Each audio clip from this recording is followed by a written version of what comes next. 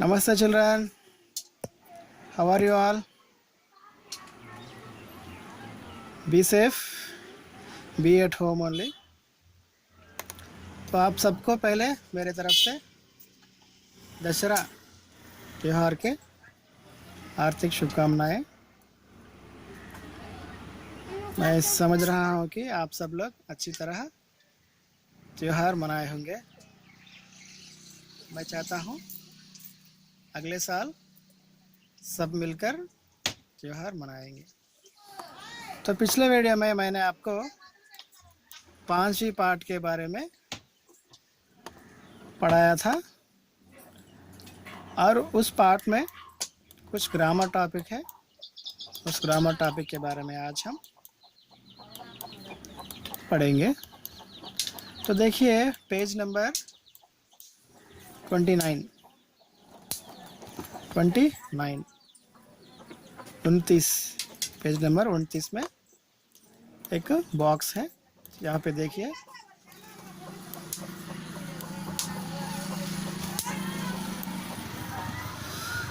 Page number भाषा की बात, वाक्य पढ़िए और भेद समझिए। यहाँ कुछ 8 वाक्य दिए हुए हैं। 8 वाक्य 8 तरह के होते हैं। तो ध्यान से सुनिए। हम वाक्य एक एक समय में एक एक तरह कहते हैं। अपने माइंडसेट पर आधार होके हम बात करते हैं। खुशी की बात को खुशी से कहते हैं, दुख की बात को दुख के रूप में कहते हैं। लेकिन खुशी की बात को दुख रूप में, दुख की बात को खुशी रूप में नहीं कह सकते। जिस बात को जिस तरह कहना चाहिए उसी तरह वह बात को कहना चाहिए। तो कौन से वाक्य किस तरह होते हैं, आखिर वाक्य रचना किस तरह होता है, आज हम पढ़ेंगे। तो यहाँ आप देखिए, लड़का मैदान में फुटबॉल खेलता है। लड़का मैदान में फुटबॉल खेलता है। పిల్లవాడు మైదానంలో ఫుట్బాల్ ఆడుతున్నాడు. ఇది ఒక వాక్యము. ఇది ఎలా ఉంది? ఇంగ్లీష్లో చెప్పాలంటే సింపుల్ సెంటెన్స్. సెంటెన్స్ ఫార్మేషన్ మనం చూస్తున్నాము. ఇది చూడండి, విధానార్థక వాక్య. लड़का मैदान में फुटबॉल खेलता है, ఇది విధానార్థక వాక్య. దీన్నే లెజిస్లేటివ్ సెంటెన్స్ అని కూడా అంటారు. అంటే సింపుల్ సెంటెన్స్ అనుకోవచ్చు అనమాట. लड़का मैदान में खेलता है, पक्षी आसमान में उड़ रहा है, माँ खाना बना रही है. These are all simple sentences. Simple, we can, there is no feelings, there is no comments like that. उस तरह के वाक्य को विधानार्थक वाक्य कहते हैं. वाक्य रचना उस तरह होता है. दूसरा देखिए, आप मैदान में फुटबॉल खेलिए. आप मैदान में फुटबॉल खेलिए. Someone is saying that आप मैदान में फुटबॉल खेलिए.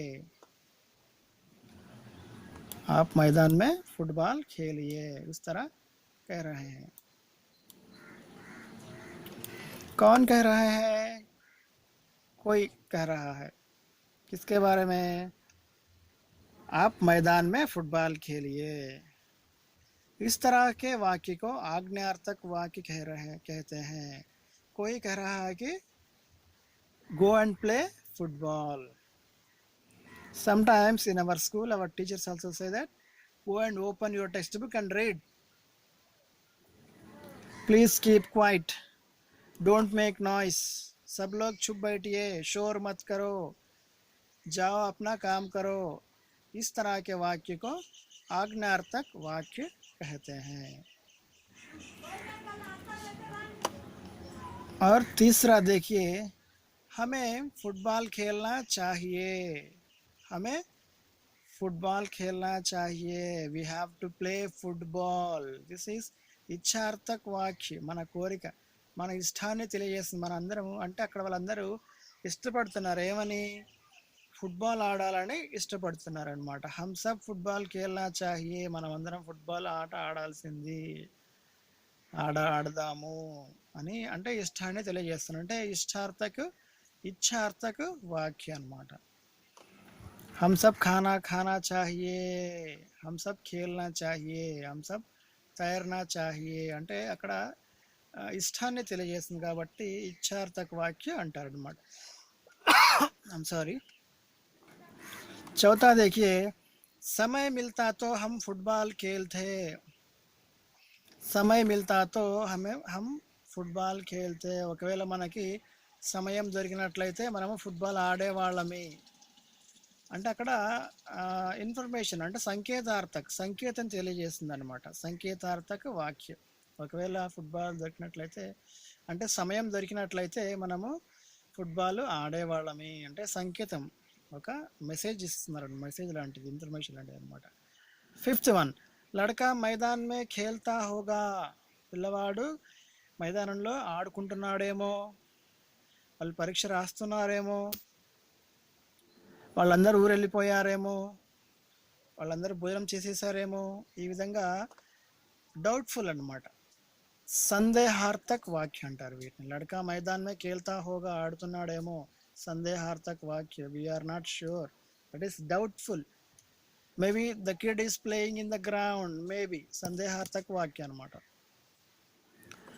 సిక్స్త్ వన్ చూడండి, ఆప్ క్యా ఖేల్తే హే, మీరు ఏం ఆడుతున్నారు, आप क्या लिखते हैं, आप क्या पढ़ते हैं, आप कहाँ जा रहे हैं, ఇవన్నీ ప్రశ్నార్థక వాక్యం అన్నమాట. ప్రశ్నార్థక వాక్యం ఇలా ఉంటుందన్నమాట.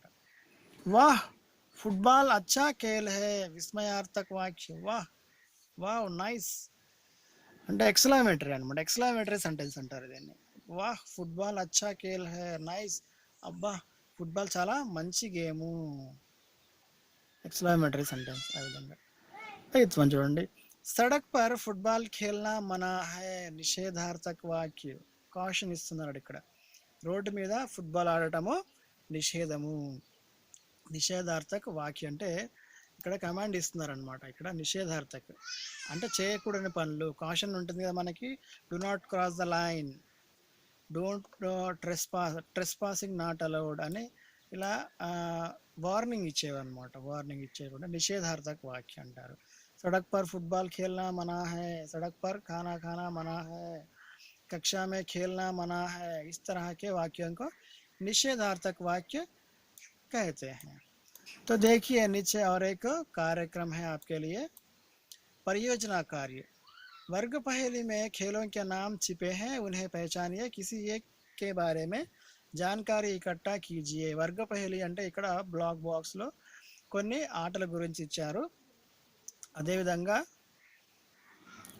వాటన్నిటిని గుర్తించండి, ఏమేమి ఆటలు ఉన్నాయో.